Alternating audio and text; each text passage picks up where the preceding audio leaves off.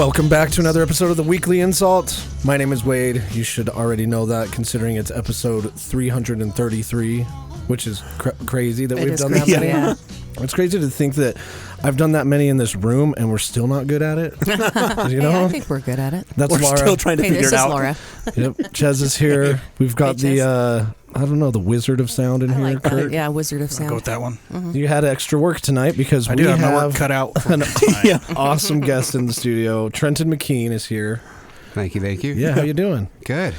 I say extra work because you play music. I do. You're a musician. And we've got your guitar here and your amp and your loop pedal, and it's all somehow right now, fingers crossed, working through the soundboard. Yes, it's going to work. It's going to work. We tested sabotaged. We talked about that before. We're not into that game. What was the chord I just kicked? That's why we put you over there. I know. I'm in the corner. Nobody puts Laura in the corner. Yeah. Except for us every week. Yes. Today. So, Trenton, you've been a musician like your whole life pretty much, right? Yeah. What got you into music to begin with? Yeah. You know, oh my gosh. As a kid, I just always wanted to be a singer, songwriter. And I think when I was just growing up, I was kind of too shy, I think, to claim it. Mm-hmm. And I kind of just throughout the years picked up a guitar, and I don't know, the rest is kind of history. Yeah. I learned to own my voice through music, which growing up here in Utah, I never really had a voice, and music really helped me find my voice. Yeah. You know, I don't know if anybody else here can relate to that. Well, you guys are. I am not musically talented. I mean, owning your voice, but for me, it was part of that, that mm-hmm. journey. Mm-hmm.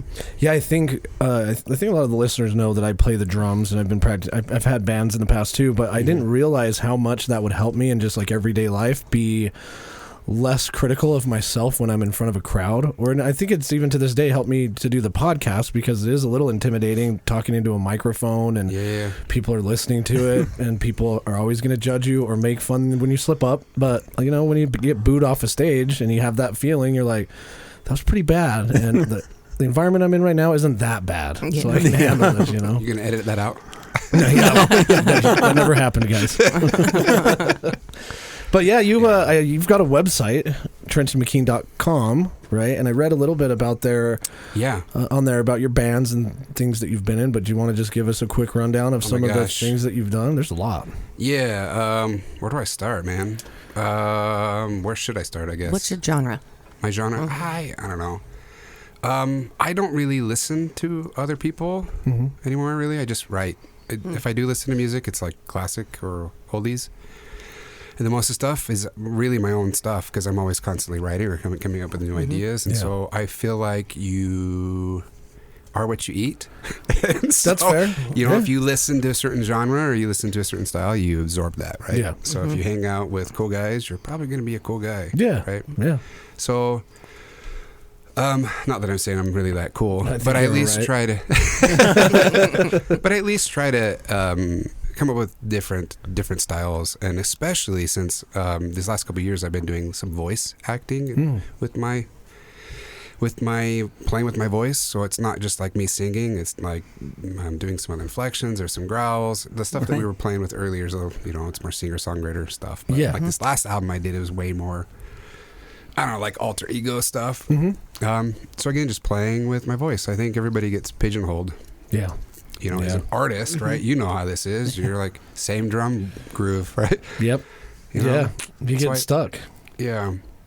And so I just try to play with that. And I put out a couple things, and I've done stuff for radio and gotten to do some political gigs, But again, a lot of that's just work for hire, hide in the corner. We talked about that earlier. Yeah.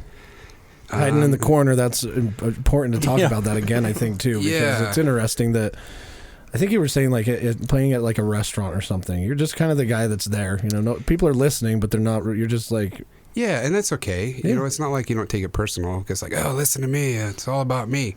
And as an artist, there's a little bit of that ego too, right? You try to feed that ego, because I think, that's part of the reason you become an artist. Yeah, is to feel that ego. But I'm not like, look at me. I don't like that part of being a musician. I just want to write, play. Yeah.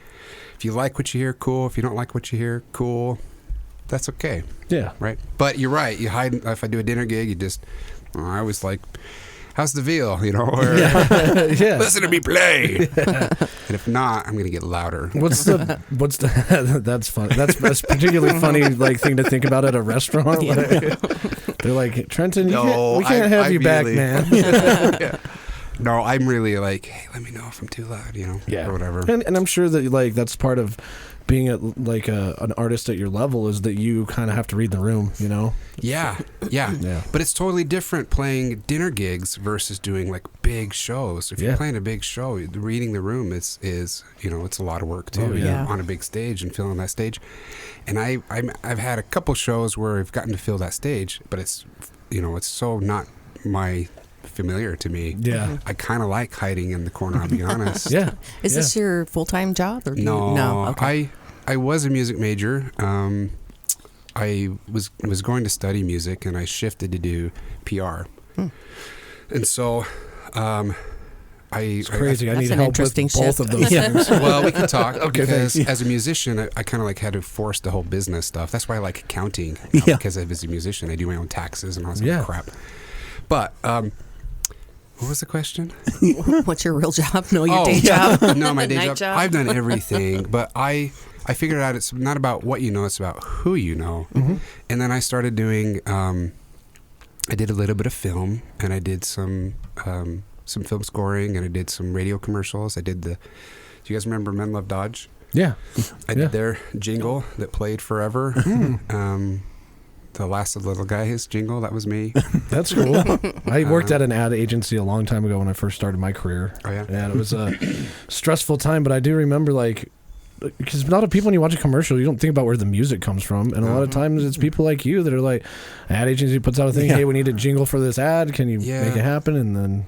Yeah, and a lot of those come through just a handful of guys here. And I was lucky enough to know some of them, and it was a super cool experience. And I figured I would do more of that. There's just no money in it. Yeah. And so I shifted gears, and I worked in the medical field for many years. How much time do you want me to rent? But I worked in the OR for 10 years. I sold medical spinal implants, so I worked in the OR for 10 years. And then I shifted to software because I had done all my web design just figured out as a musician. And then I got into medical software. So now I work in genetic with ARUP for the genetic department. Oh, cool. So do you feel like any of those experiences, going through all those different jobs, had an effect on the music you made and played? Or is it kind of, are you able to separate that really well? Like I separate it. Yeah, because you have to have your outlet. I don't like to mix, but I think as an artist, though, going back to like your question of like being, well, for me, playing music full time would have been, it's too much. It kind of kills it. And I did that. I did it when I was going to school, and I was working at the same time for the medical company, but it was just too much to try to just do music. I was like living out of my car. I was doing full-time school. You know, like my last semester, I was doing like 20 credit hours.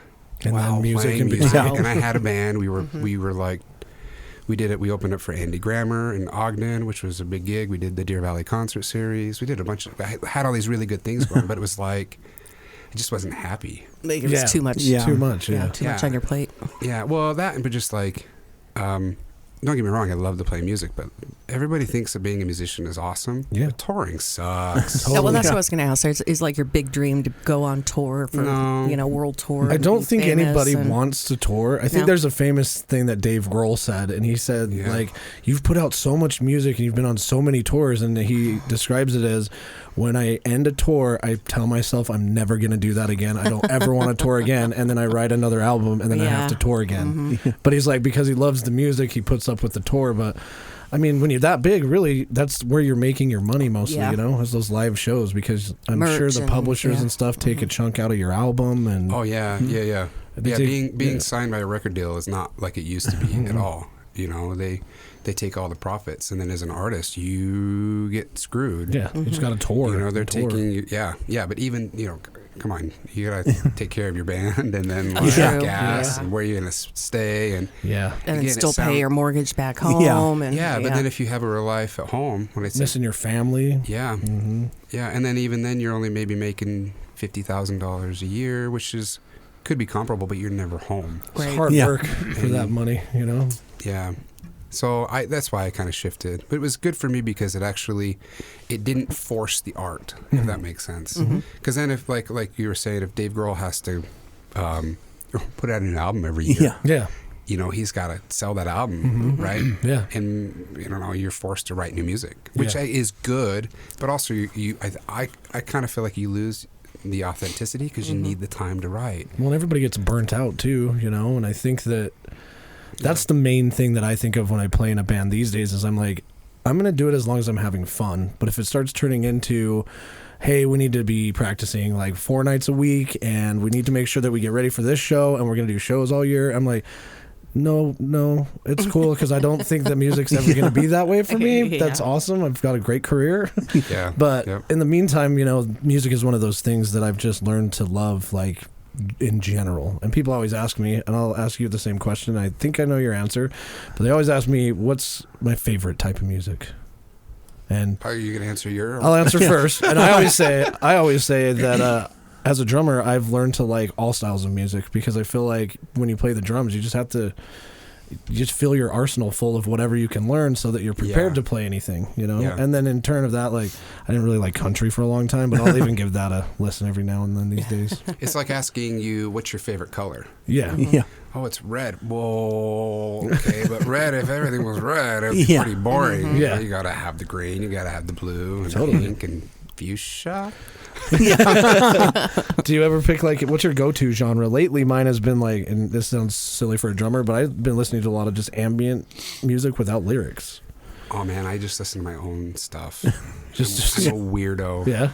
Yeah. Probably because you're analyzing it though too, right? Yeah. Because I, especially with the stuff I'm doing now, I kind of passive write.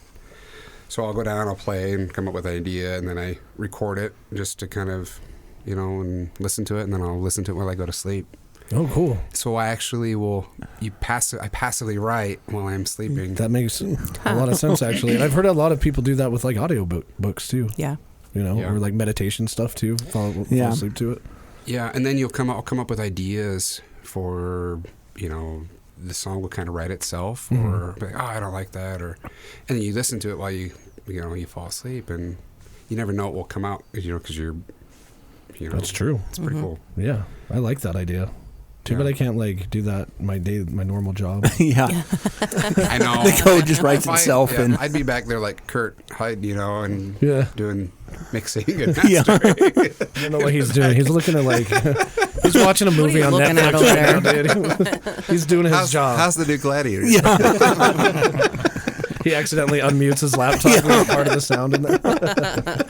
Yeah, he's watching Gladiator 2 over there. Yeah. You know what? I always enjoy talking to somebody when they're passionate about their thing. And I'll tell you what, Kurt is passionate about being a sound guy, and that's why I appreciate him. Some days. Some days. I mean, everybody has a bad day at work, right? Yeah. That's okay. Thank you, Kurt. Yeah, you're welcome. He's doing the real work around here. Yeah. I'm telling you. Did you have a Kurt's Corner today? I don't. Okay. Okay. All right. And what is Kurt's Corner? So when we were going through a transition on the podcast, we gave Kurt a microphone basically, and then I was like, why don't you come up with like one thing every week that we just have you talk about? And the people love it because we'll be in like a deep conversation about how artistic music is, and we're like building something, and then Kurt's like, I got something for Kurt's Corner, and like, what? He's like, did you know that there was a UFO sighting over like, and it just goes and it comes in hot, and everybody loves it, man. But we always start it with Kurt's Corner. Yeah. Hey, I know a guy that can write a jingle for you. Oh, I like that idea. I think that I never agreed to do this. You didn't get a choice. we forced it upon him. Yeah. And then we call him something of sound every week. We try to come up with something different. Master of sound. Yeah, we're gonna get your number from you. You know, I've got some work you can do. Maybe you can just write our podcast jingle too, so we can use our own music instead of. And just to be clear, Wade and I know each other from another mother or something. So we were before this whole thing started. We were chatting. I don't know where we've seen each other, but you look familiar. Prison. We had to. That's where it was. They were cellies. Cellies. I've been trying so hard to keep that hush. Sorry. No, you're good. There had to be a time. I mean, I was helping him, grow his music when we were cellies, Yep. Going a little Jailhouse Rock style. I can't keep the joke going without qualifying it, because when we had the mayor on, I told him, dang, I didn't know you had that much security. The snipers on the roof and everything, and somebody came up later and like, dang, I didn't know the mayor needed all that. I'm like, he didn't, dude. He just drove up here in his car, So somebody will think that we went to prison. And that you were selling. We never went to prison. Just to be clear. And now we're overselling that we never went, so it plays against us anyway. I'm just kidding. But if it comes back around, so funny. Well worth it. Yeah, totally. I'll probably text you and be like, somebody just came up and asked me if I was really in prison. Oh man. What's one of like the biggest shows that you've played? Probably the one for Andy Grammer. The other big one was Deer Valley. We did the Deer Valley concert series one year. Like how many people approximately would that be? Oh, 10,000? not that many. Not that many? I think 1,500 maybe. Oh, okay. The Deer Valley wasn't because it had rained. Bummer. But the Andy Grammer was sold out. Oh, that's cool. Yeah, that's awesome. That was pretty cool. Andy was, we just opened up for him up at the Ogden Amphitheater. It was for oh my gosh, you're making me think. It's been 10 years ago. It was before my oldest son was born. So yeah, that's wild. But he at the time was going through some pretty tough stuff. Andy was, so he was pretty reclusive. But it was still really cool to work with him. Yeah. Did you get to meet him and everything? Yeah. Yeah. Yep. We signed the guitar and gave it away, and did a bunch of meet and greets and signed stuff and gave CDs out, and that's really cool. Yeah, it was pretty cool. Yeah. Yeah. Yeah. So capacity at Ogden Amphitheater 7,300. It wasn't that many. That's 7,300 at the Ogden Amphitheater. That's the capacity. It was like, yeah. But yeah, I'm saying that's the capacity of the theater. Maybe the law. I don't know. Yeah, I'm looking at the overall capacity. I'm not saying what that's how many worth. Yeah, maybe the fire marshal's being generous too. Yeah, you never know. The seats were filled. Yeah. Yeah. Okay. Yeah. That's still. Did you get nervous? It's 273 in fixed seats, and standing takes it to 7,300. Yeah, that's a lot. I'm not standing in the middle of 7,300 people. No. I don't know. I've been to plenty of concerts at USANA with you where there've probably been that many people there. USANA's a much I have an bigger, issue with crowds, it's though. a much bigger oh, yeah. Then, totally. Yeah. But yeah, did you get nervous before you played like that big of a show? Or do you get nervous ever? Yeah, I do. Yeah, for the most part. I don't know. I think it takes the first song or two. For that one, it was really funny because we did our sound check, and we had to get up and do our sound check first, and then Andy did his sound check after, so we were out of his way or whatever, and then like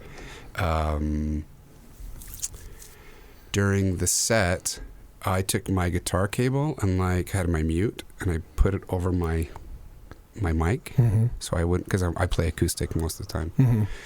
And we get our drummer gets up and he's playing a groove, and I come out there and hop on my guitar and I'm not plugged in, and I'm like, hey, where's the sound? I'm like, there's nothing coming out. Oh, no. And the guy's like, plug your guitar in. All right, so it's one of those like, oh crap. Yeah. But you know what?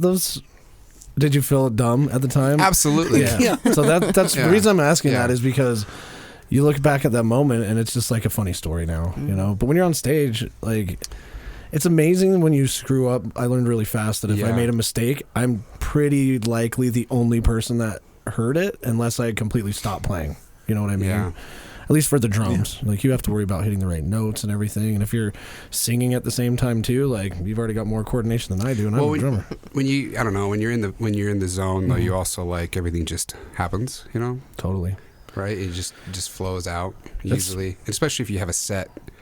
If you're only playing for 45 minutes, I think that was what our set was. 45 minutes. So you're doing like maybe 8 songs, 9 songs, depending on when they kick you off or not, or how fast you play. Because that's the other thing that happens when you're like, you're playing, you feel rushed when there's that many people. I don't like that feeling. I don't like, I like to play and I like to have a good time, but I don't like to feel like I'm I don't know. It's weird. You know what I mean? I know what you mean, and I'm trying to think of the way I would describe it to the listeners. But when I was playing on shows, I would get I wouldn't say I was nervous, but I'm anticipating going out there. And then the closer you get, like if you're backstage or something, you always have somebody like they're on their last song, so you guys are going on next. And so then it's like, okay, here we go.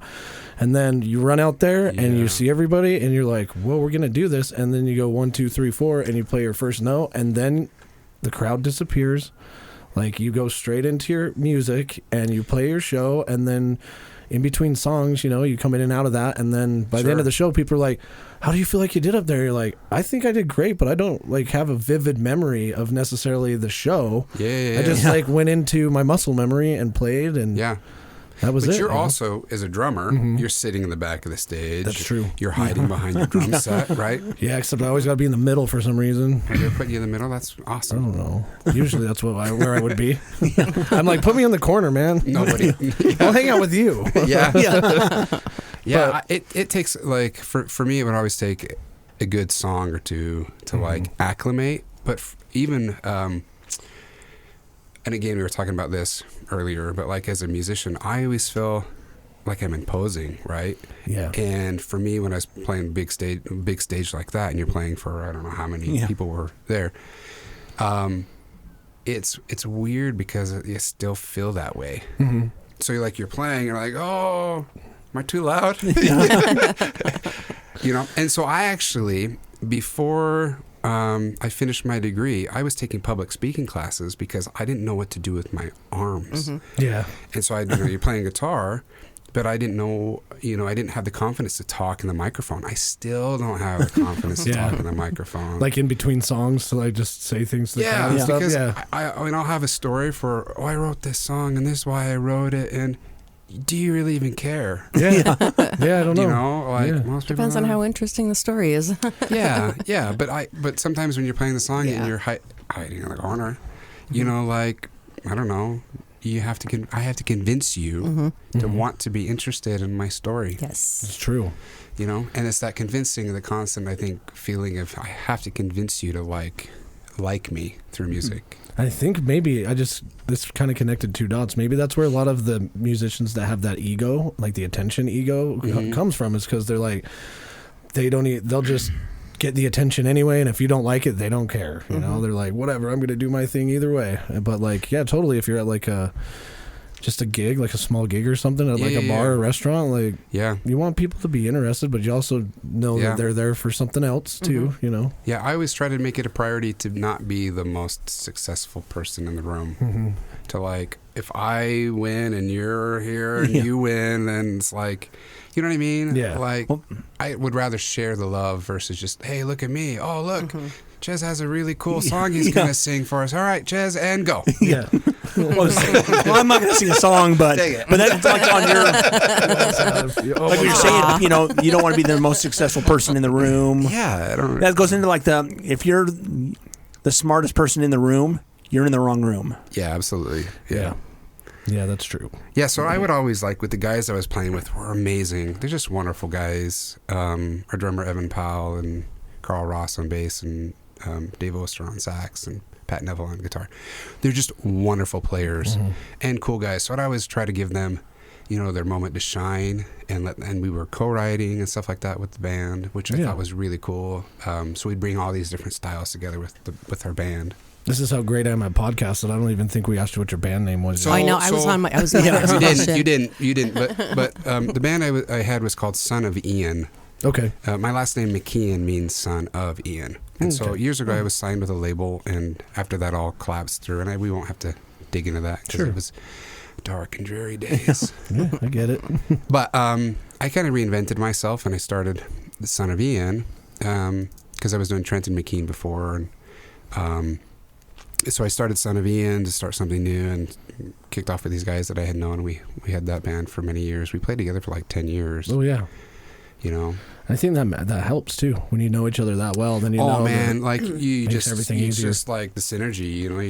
You guys know how this is. You spend all this time in a room. You're like, oh, what do you want to talk about? And it just yeah. Oh, what kind of statement are you gonna make? Oh, ready? You go. And it's that answer call thing, right? Oh, you make your statement. I'll make a statement. And for me though, I was always driving the bus. I have carpal tunnel to prove it. so my strumming, Yeah. and would allow these other guys to noodle around, and and it was good times. Yeah, writing music is a really fun thing to do in a room with the people that are good at writing music too, because you can be like, I don't know, I have this idea, and you're not confident in it, and you play it, and you're like, and then somebody's like, oh, that just gave me an idea, like listen to this and put this on here.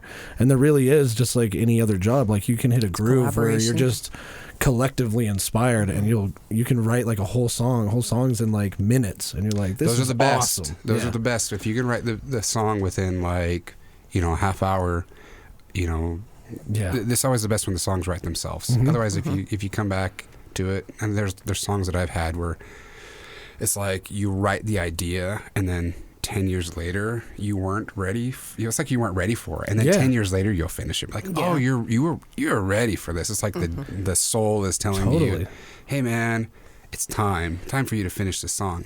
But that that happens. It comes and goes. But I was trying to think of. Sorry, go ahead. I was gonna say, are you in a band now, or just solo? I just do solo stuff, but I do have a trio I still play with. A keyboardist, Lance Johnson, and still my old bass player, Carl Ross. Just for different things, and so most of the stuff I do now is for like nonprofits. I just did a gig for the Children's Service Society, which is great. We raise money for kids that need adoption. It's a really good cause. And then I do occasional dinner gigs or whatever. But now I just write and just play when I can. And do you have a schedule that like on your website or something that people can look at for events that you're doing? I don't. Okay. No. Part of that is just I'd like to do more of that, but it's just with kids. I'm raising a family now too. I've got 2 boys, and I'm married. And well, I was just saying, if somebody wants to come out to some of the charity stuff, if those are open things, then it just raises a little bit more money. Some of that stuff is like the Children's Service Society I do every year, and I've done it the last 3 years. I think this might have been the 4th year, but I don't know. It's like $200 a plate, or like $2,000 for the table. Yeah, that makes sense. It's like a gala, so you dress up. Yeah, and they have important people like the mayor. Yeah, there. True. Important people, more important than me, because I just hide in the corner. Me too, because I've never been there. Well, we could arrange that. Okay, cool. Yeah. I'll take Kurt with me. Yeah, he could do your sound. He just follows me around with it. Excuse me, miss, but can you talk into this microphone? What do we want to talk about? I don't know. I always have my sound guy with me. He just walks around with a shotgun mic. And He's getting the boom in the shot. See, then it'll make me feel important, like I have somebody recording me. Then we have to have somebody walking around with a camera. What are these guys for? Oh, they just follow me. I don't know who they are. It's my entourage. I lost some bet, and now these guys just follow me around. That would be a funny joke to play on somebody, honestly. Well, you're going to play a couple songs for us, I think. Yeah. Something here in a little bit. Yeah, in a little bit. We can take a quick break, maybe, and we'll come right back. Cool. All right.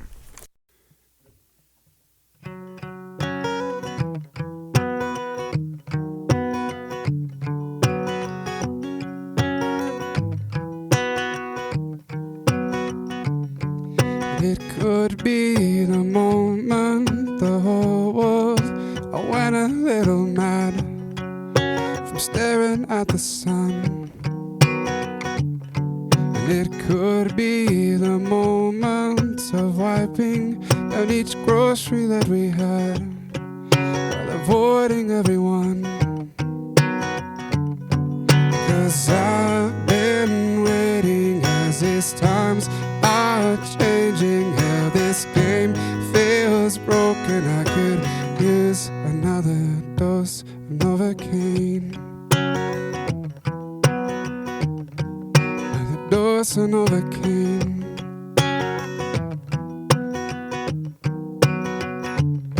And it could be the constant storm of news that'll never calm the seas, that seem to leave us drowning.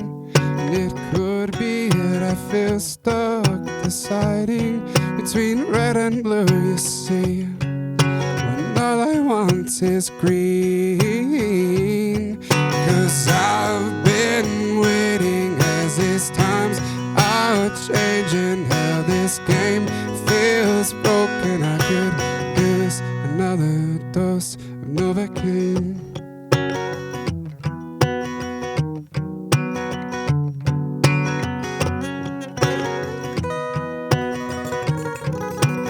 Dose of Novocaine.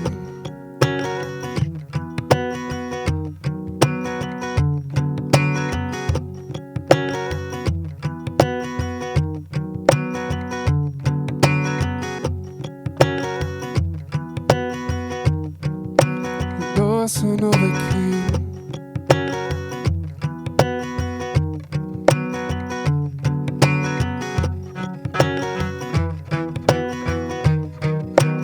Dose of Novocaine.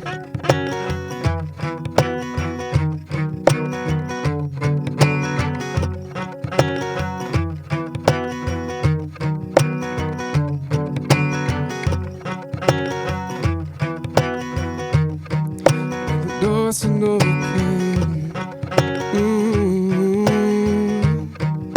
The dose of Novocaine. The dose of Novocaine. The dose of Novocaine.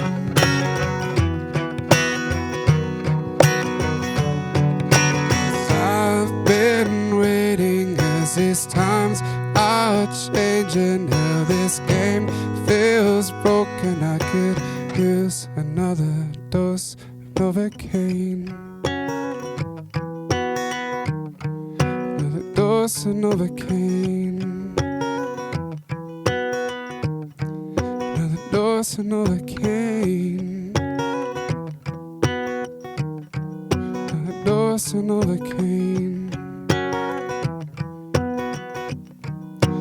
Dose of Novocaine.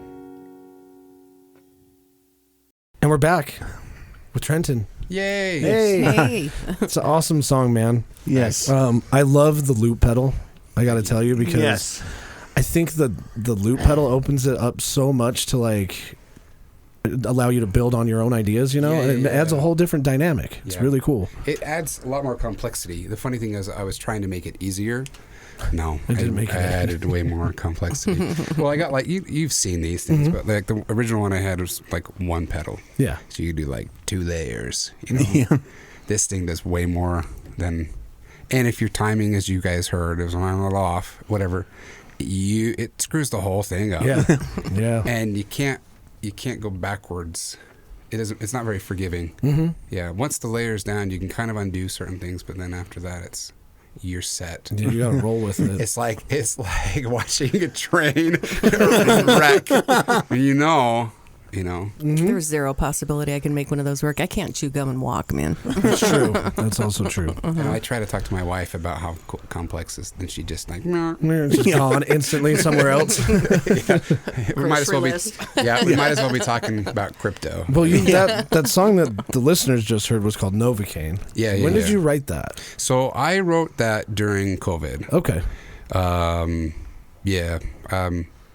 don't know, just Plenty of time. numbing to the news. I can still relate to a lot of that. I think that's probably why it's, I don't know, important to get out now, I guess. I don't even have it recorded yet. Oh, so really? This is Okay. probably the first recording of it. Oh, dang. Wow. Now I'm nervous that I didn't we do a it label? justice or something. Yeah. I don't want to be in the label game. Yeah. But other than that, yeah, man, it's just, that's pretty much it. Yeah, you had a rough time during COVID, it sounds Oh like. my gosh, Yeah. COVID was crazy. I mean, not to minimize everybody else's stuff, but I was very blessed that I was able to work from home. Yeah. I still remember the day that my office was like, "Hey, you have to go work from home."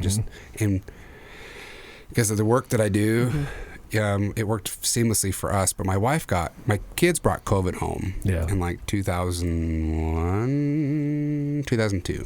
Something like that. Whoa. Yeah. It was like the beginning. Or 2021. 20. 20. It wasn't 20 because 20 was 2019? No, it it was 21 like or 22. It was after we had the vaccine. So 21 came the vaccine, yeah. Yeah. Yeah. So or end of 20. I think it was 22. Man, has it been that long that we can't figure it out? Yeah. We've blurred it out. We have. I'm I'm telling you. I really think we have. That was and so fact-checked away. So that was a bad time. fact check it, because I think 20 was when they had they started talking about it, and then 21 they created the vaccine, because I was one of the first ones that got the vaccine. Yeah. Because I worked for a lab and we were one of the first ones to get it. Yeah. Okay. We actually had, like, Mike Pence was at our facility where I work, and they were like, hey, because you guys work at a lab, here's you get so many shots, because they were like considered the frontline people. And anyway, so I was, and I had just had back surgery. I actually had spine surgery with one of the doctors I used to work with. Actually did what's called an ALIF. So I had L5 and S1 fused. I just got my T-lift done. You had a T-lift? Yeah, in June. Mm-hmm. Yeah, so I used to sell those implants. I used to be part of this in the OR for. Anyway, so I had my surgery, and then I was out for like a short-term disability, and then I got my COVID shot. Anyway, year later, my wife got it. My kids brought it home. They were like high fever or whatever. Yeah. My oldest son, he had you could fact check this, because I'm probably going to screw it up. Again, real quick, just the vaccine came out in December of 2020. December of 2020. So right at the end of 2020. So what about Yeah. 20. end of 2020 is when, the vaccine, and then So I think it was maybe 21 was when she got sick. Yep. So so the vaccine, the pandemic, it started hitting early 2020, like February of 2020 is when it started out. So yeah, then the vaccine came out at the end of the year. So it would have been, so if the vaccine came out at the end of the year, my wife would have been gotten sick the beginning of 2022. Oh, okay. It was a year later. Oh, wow. Okay. So, and I'm probably butchering this. Anyway, she got super sick. My kids were fine. My oldest son had high fever seizures. Oh, wow. So, which are super scary. So he would have seizures when he would get a high fever, and evidently this has to do with the fluctuation of their body being able to retain heat, and so when they get a fever, it's such a shock, their body doesn't know what to do, and they anyway. Wow. So afebrile or febrile seizures. There's one that's induced by seizure or by temperature. Anyway, so I'm tangenting, ranting. No, that's okay. That's fine. And then we were worried about my oldest son. Then my wife got sick, and I didn't get sick that time, but she started complaining about the base of her neck, and like she had a really bad headache, and it just got progressively worse, and it got worse and worse and worse for her. So I thought I was going to be a widow. It was that bad. Oh, wow. Yeah, we had different times. I had the paramedics at our house. I thought she was having a stroke. Like there was one specific time she was like looking through me. We had to go get the kids from school, and we had downsized to only one car because of all the COVID stuff. We were looking at moving. At the time, we were looking at moving to North Carolina to get out of debt, basically. Yeah, right. Yeah. We were playing that game because I could work remote wherever, and my wife's a therapist, so she could do whatever. Did you look it up? Yeah, febrile seizure. Febrile, yeah, with high fever. Yeah, usually in children with a fever over 102.2. Yeah, he would get like 103. Oh, geez. Like, yeah, he gets still, his body temp is hot. Anyway, so my wife got super sick, but it was like she had a concussion, and then it was like she was exhausted. So I had to get her like special glasses. I had to get her like earmuffs, or because I have two boys, and the boys are loud. So anybody that has children. Yeah. Anyway, and then she would just run out of energy, just doing anything. That's crazy. Anyway, so she was so sick and bedridden that I'd have like family come over, and we had our neighbors coming over to help bring us food and all sorts of. I think I gained like 30 pounds at the time because everybody was helpful. Yeah. And I was stress eating because I'm like, what do I do? My wife is practically dying here. Anyway, so long story short, I took a lot of that energy and created that album. Okay. Yeah. I don't even know what my album is called now. I forgot. You're going to have to look it up. Yeah. Chaz is on it. Yeah. Anyway, so I took a lot of energy, and I was in the studio at the time with Dave Evanoff at Sound Design, and I had started before COVID, and then I didn't finish it till like a year later, and I only did, I think, a 6-song album. Mortal Coil. That's it. 5 albums or 5 songs. So 5 songs. Thank you. See? Hey, you were going through something else. Right? Yeah. So Mortal Coil was the song that I wrote. It's about my wife. It was as if she had died, or like, I don't know if you have time. Maybe you can play that one off the album. Okay, yeah. And at the time, I was also playing, like I was saying earlier, I was playing with my voice and doing some voice acting stuff. I don't know if I'll sing any of that tonight. And I'm not going to play Mortal Coil because Mortal Coil it's got some big strings in it. It's pretty epic. Yeah. Anyway, so I took that energy, that negative energy, and I tried to turn it into something positive. And then, oh my gosh, man, we just went with my wife being sick, and then having an out-of-body experience because she was that sick. She had the option of leaving or staying here. We've talked about it. And really? She's pretty private about it. And one of these days she'll share her story. But she's been putting it together. I've been trying to convince her to share it because I think it would be really helpful, especially with her.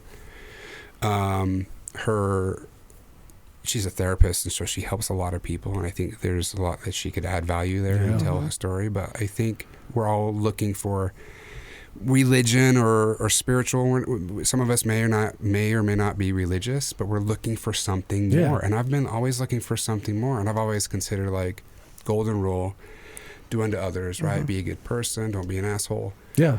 And after she had her near death and out of body experience, we've just been looking into that kind of stuff. We've been looking into this, into the stars and kind of like just opening up our minds. And I've had a lot of things that I can't explain in my life. Like, before I married my wife, I had a dream that I had 2 boys before I even met my wife. Yeah. Well, we had known each other, but we never dated.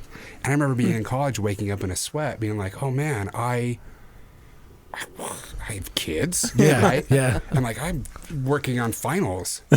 And then, after that, and I finished my school, it was like, I asked the universe, like, hey, I'm ready. I started saying I'm ready for things in my life, and the universe started giving things to me. Yeah.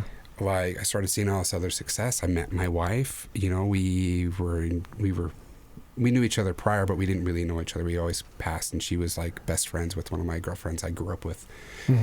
Girlfriend, like, not girlfriend, but just friends. Best friend. yeah, Was a my girl. friend Debbie and I, we've been friends since we were like 6. We were like first grade, second grade, and that kind of stuff together. And so they were roommates, and that's how we met. But like we were engaged 3 months later, and then in that following May, I think I proposed in January. That following May, we were married, and then a year later, we had Cohen, my oldest. But it was like, what? Yeah. So this whole experience is like changed my writing. It's changed my philosophy. It's humbled me in like what I do on a day-to-day basis. And your wife is fine now. Fully recovered? She's fully recovered, but she has what's called POTS. Oh, okay. It's postural orthostatic tolerance system. So her heart rate jumps up. So so when she was super sick, you stand or you sit down or whatever, her heart would jump out of her chest. It was like she was running. Jeez. So they have a test. So now she has to take medication for that. But she was like, she's a national yoga competitor. So she's traveled. She did yoga competition in New York. She stands on her head. Before COVID, she was doing she'd do like 20 headstands or whatever on the wall and like stuff that just makes me sick. Yeah. And now I have a broken back, But so she's doing a lot better. But it's like almost like something happens and there's a reason you're here. There's a reason why, whether you call it God or whether you call it divine, whatever, energy or whatever, there's a reason here. There's a reason you guys are doing your podcast. Yeah. Right? For better or for worse. Yeah, I believe that. And there's a 100%. reason we're here, like having this conversation, because it's like the message that you need to share and hear and have fun. Like, don't take everything so serious. Yeah. But also don't be a dick and be okay. Having some humor, And I've always been that way too. I've always thought like the golden rule. It's something that like my parents always taught me, and then when it's always, I find it hard sometimes you meet people that you treat them super nice and you find out that they're just not going to do that. And you're like, dang, that's a bummer for you. Like, I never really get mad at them, but I'm like, it's so sad that you'll never experience how great that feels when you meet somebody that does the same thing. And that's what it's about, man. Like the positive energy. And I do think that everything happens for a reason. I've had horrible things happen and I've lost friends. You know, at a really young age, there was a guy that I knew when I was in elementary school that died of appendicitis, you know? And like, wow.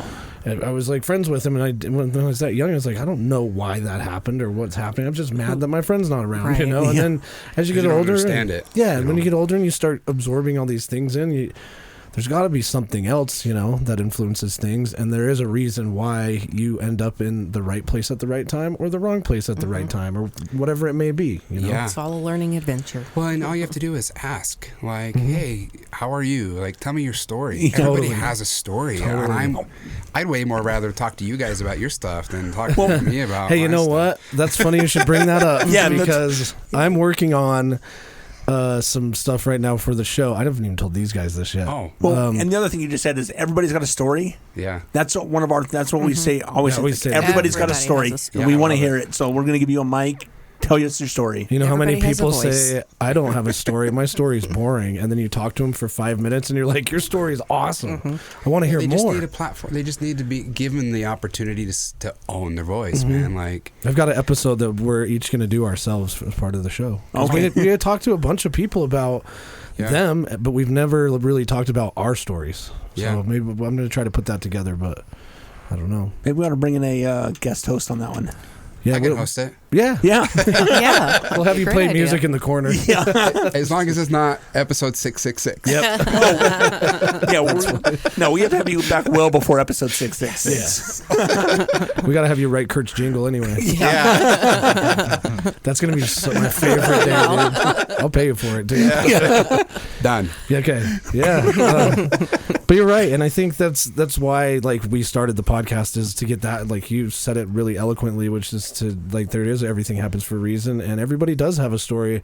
I think the worst times you've been through is the most, like the harder the times are, the more you're learning about yourself and the people around you, and then when times are good, it's almost like it's too easy, you know. But you have to have that ebb and flow to understand where your good baseline is at and what really matters to you, you know. Yeah, and when it's raining outside and the sky is falling, it's one thing to ask for help. Yeah. Totally. Like I remember when my wife was super sick and I had to call the paramedics, my neighbor came over.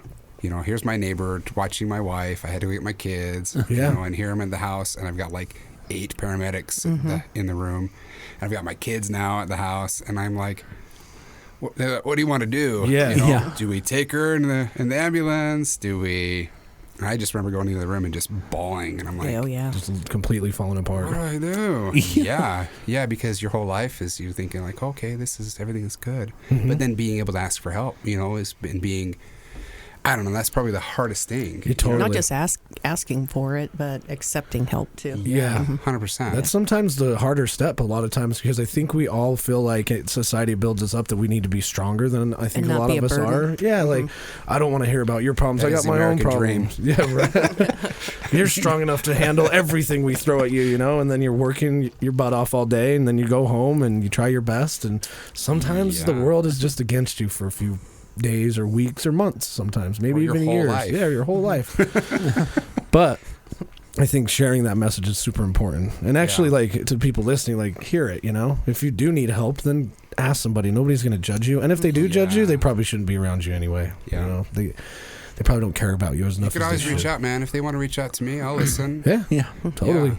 Yeah. We don't have to talk music. Yeah. Tell me your story. I'll I don't know. Maybe you don't have to pay me.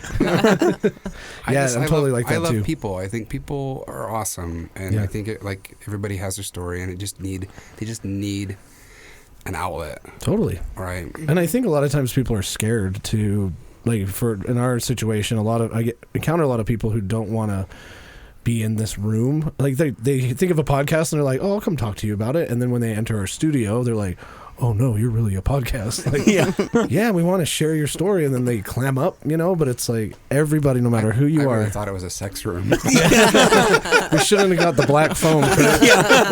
There's no other color. Feels like back when we were in prison. What's with the pink swing in the corner? Something Kurt was working on. I'm not done yet. There is no pink swing. It's beige. I'm pretty sure our listeners by now just don't even know if they're like, is this a show they're doing, or are they just trying to confuse us? Yes. But another thing too, that like after going through all of that through COVID and everything, you just took a trip to Egypt too. Like, so. Oh my gosh, yeah. So it was our 10-year anniversary. We saved money up for it, and we decided to go to Egypt. And Egypt is just one of those places that's like magical, mystical. We're always, we've been taught here in America that the pyramids are the tombs of the pharaohs, but they're really not. Yeah. So they're UFO landing spots. I don't know. Here goes Chez's tinfoil hat slowly creeping back. Tinfoil hat off. I don't know. My wife is in some of that. She thinks there's. I don't know. I won't talk for her. She'll get me angry. I think they could have been power sources. So I'll give you. So pyramids are huge. They're amazing. Yeah. And there's. I think there's over 100 pyramids, and you could fact check this. I think there's over 100 pyramids in Egypt, and you only really see the 3. Yeah, the 3 most popular ones, right? Because like they match Orion's belt and everything else. But you can go into, I think it's Khufu, the largest one. You have to pay extra or whatever. 118 at least. Yeah. See. And. Anyway, you can go into Khufu, but you have to. It's like climbing up a shaft, and when you go in, you go like into the base, and then you have to climb up. You wait for people to come in and out, so there's a line, and it's like you're squatting down basically and going up the shafts. Yeah. I don't know what it's probably like 45-degree angle, maybe even steeper than that. You go up, I think 3 or 4 flights of shafts. So you have back problems. My back was actually doing pretty good. Oh, good. But getting up there, and you're just sweat because there's no ventilation, and there's a couple places to stand up. But once you get to the top, inside, you have that big black room, which is probably bigger than this room. Yeah. But it's like perfectly cut. It's black, but there's no hieroglyphics. There's no hieroglyphics in the pyramid. You would think if they were burying people in there, you'd want to leave something on the walls to tell you who it was or whatever. Yeah. And so you get in there. It's pretty much a dead room. And then on the other end of the pyramid, they have like a sarcophagus. I don't want to use the word sarcophagus. It looks like a sarcophagus. Yeah. But it's like black marble. You can find pictures of it, or granite. You can find pictures of it online. If it is a power source, people have talked about it being like, what was it in Indiana Jones, the Ark of the Covenant? Yeah. Possibly. But there's nothing that showed that that there was a ruler or a tomb there. Anyway, but if you ask the experts, we had a guide and a driver. You don't want to go to Egypt without a guide and a driver, first off. Driving is crazy. They don't have streetlights. There's horse and buggy on the freeway. It's third world country. Free for all. Yeah, it's horse and buggy on the freeway.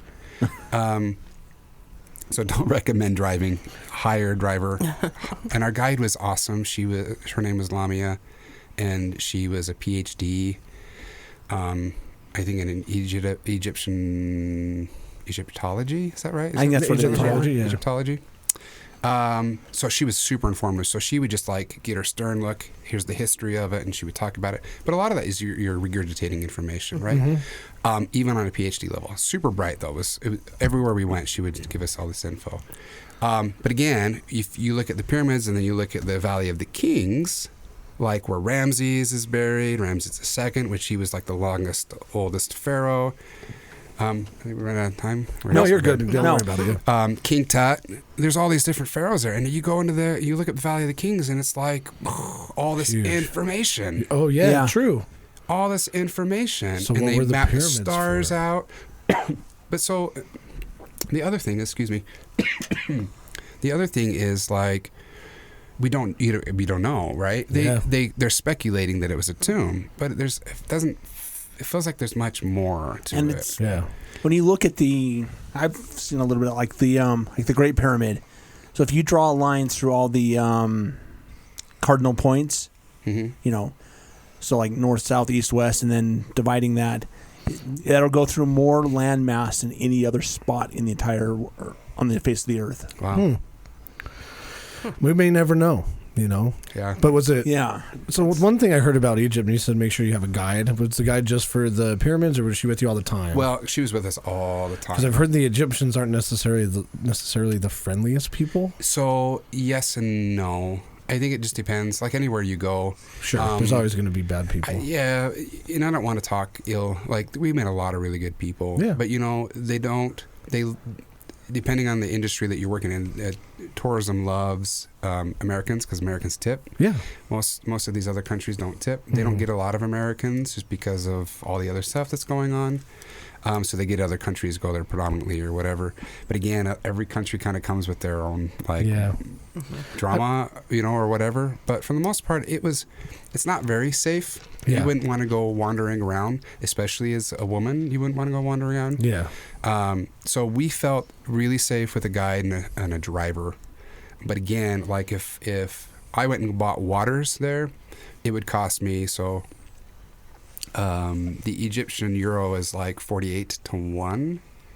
So for like $2 is 100 Egyptian euro. So for example, a bottle of water would be like, I don't know. You can probably do the exchange. I'm trying to remember here. It would cost me 200 Egyptian euro. And if one of my guides went and bought it, it would be like 15. Wow. So. Oh, okay. So you get the tourist price. I get the tourist price. Yeah.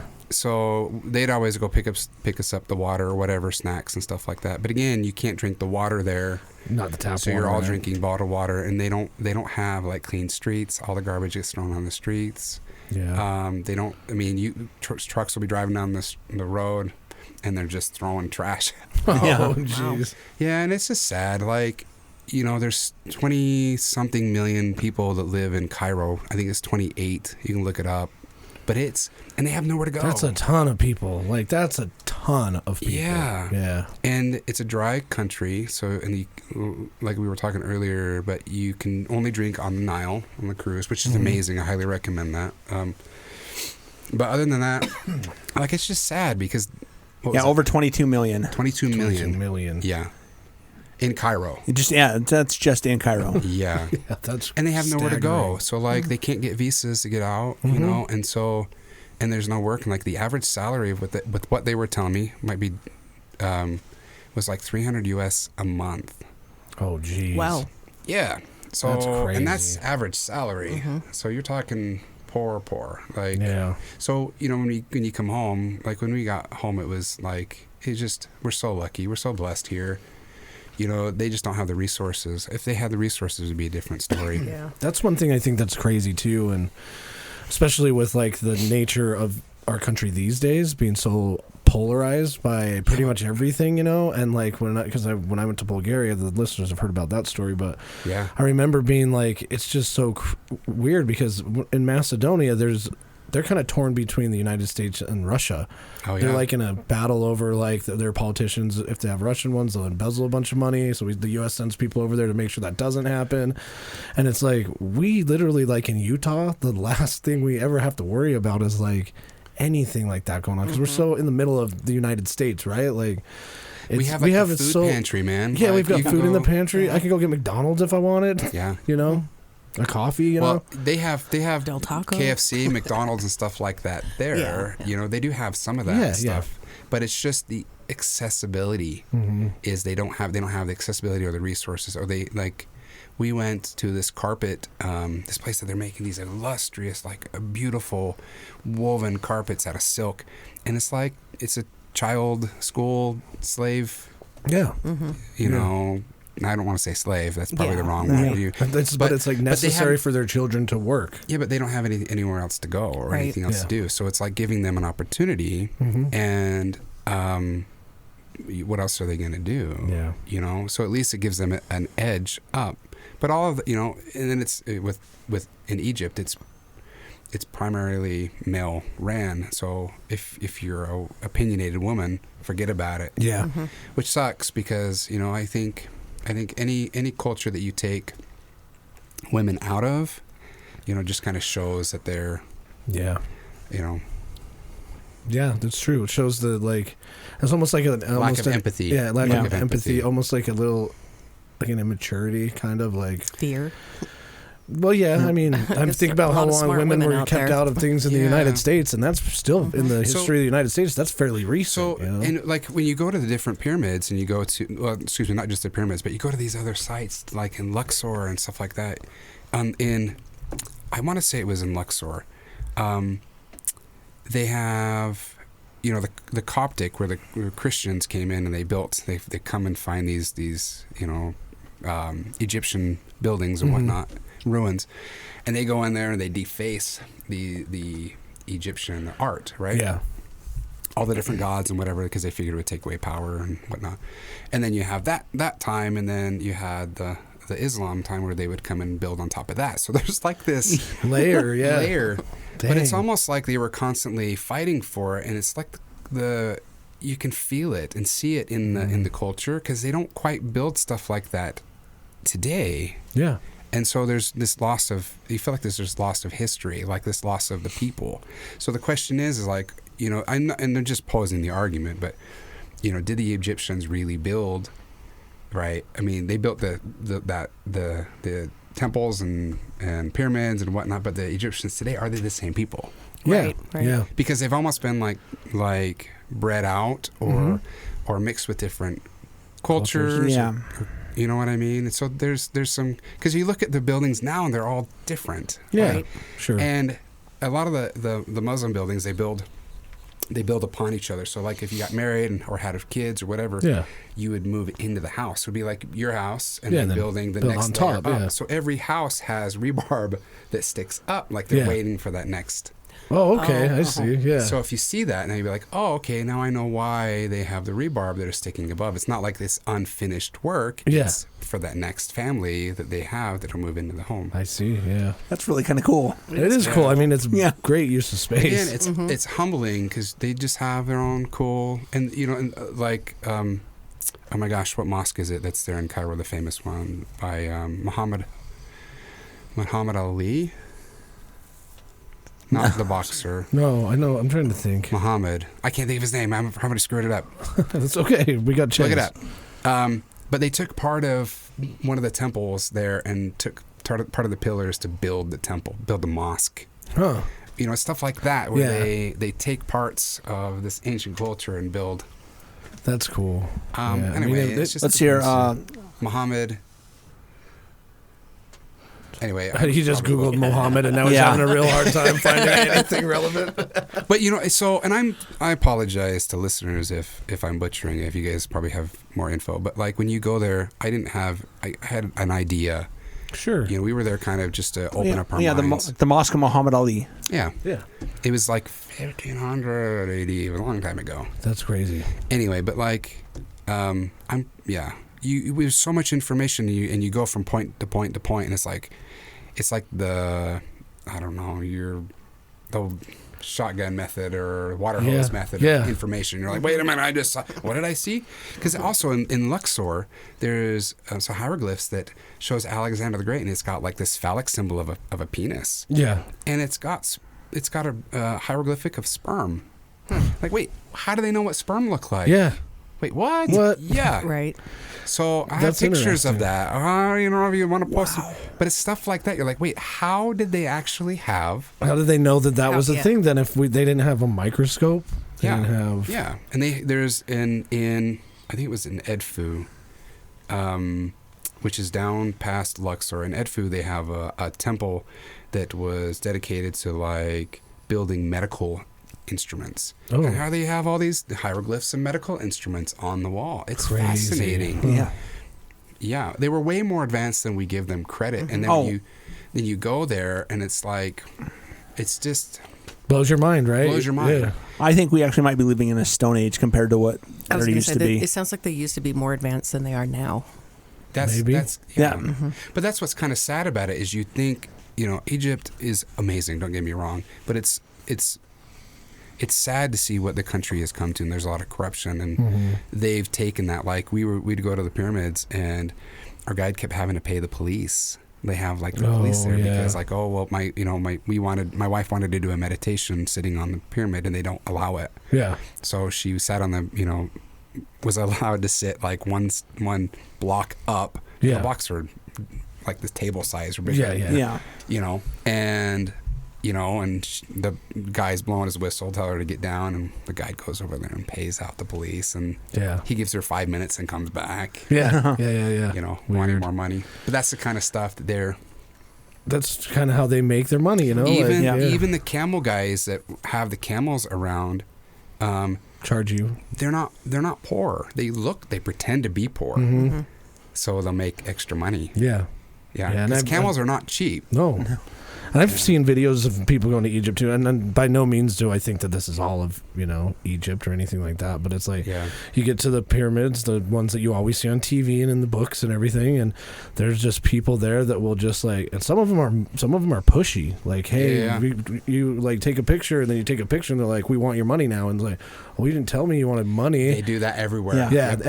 Everywhere. Yeah, they get bossy about it. I was told if you ever are if you see somebody, you're like, hey, I'm going to give that person some money, you should always pay the cleaners, people that are cleaning up the garbage. Oh yeah, true. Because they are usually paid a small salary or whatever per day by the government, and so they're the ones you should pay, not because they're there doing their jobs. Yes. Yeah. So you're helping them more. Yep. Yeah, that's great advice. That is good advice. Yeah. Well, do you want to play another song for us? Oh, we're over, huh? That's okay. Yeah, no. Yeah. Yeah, it doesn't matter if we go over. I mean, we enjoy talking. Yeah, there's lots more to talk about. Yeah. Depends on how late you guys want to stay up. I mean, it's up to you guys. I'm in for a song. Yeah. You ready for a song? Okay, cool. Yeah. All right. Let's hear it. No pressure. Okay. Yeah.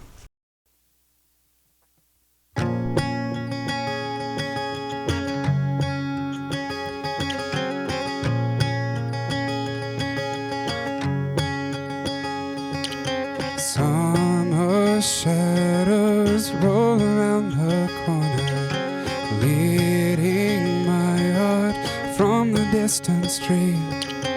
God, please help me in every waking hour. Give my soul love when I'm feeling weak, and I dream. Yes, I'll dream forever. God, I dream. Yeah, I dream. Healing shadows swirl around my window. Watch the moonlight sink across the stars. Halos hanging softly from my doorstep, guiding me toward the great beyond. And I wait. Yes, I'll wait forever. God, I'll wait. Yeah, I'll wait. Moonlight's gazing from the busy streets. It's haunted and calls me every night we meet. I look to the heavens, there I hope and pray that I think about you out today. And I'll wait. Yeah, I'll wait.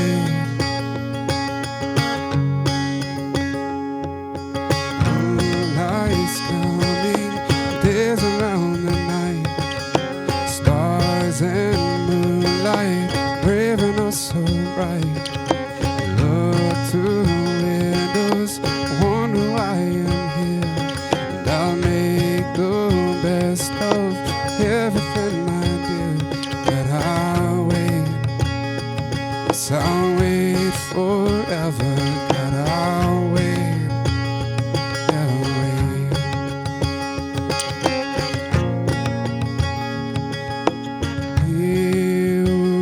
Yeah, I'll wait. Yeah, I'll wait.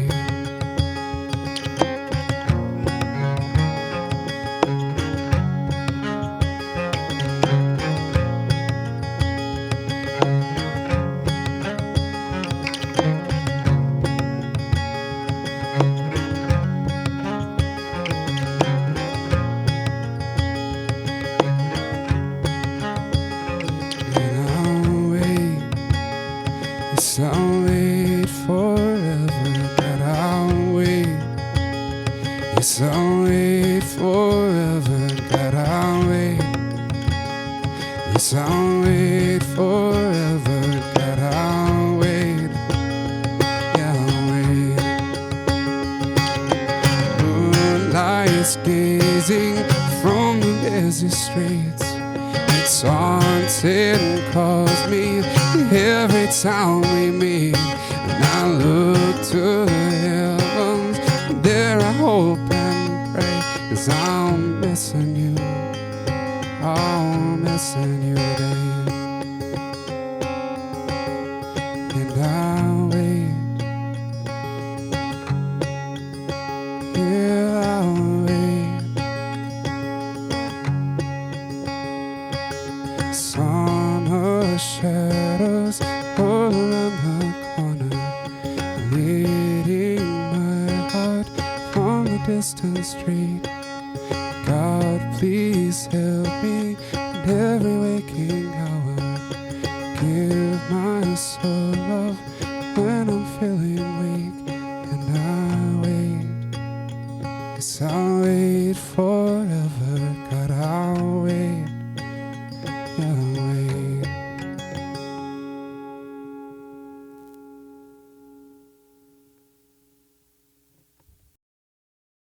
Trenton, thank you so much for playing for us, Yes. man. You're I like your music. It's I really do too. cool. Well, It's thanks, like man.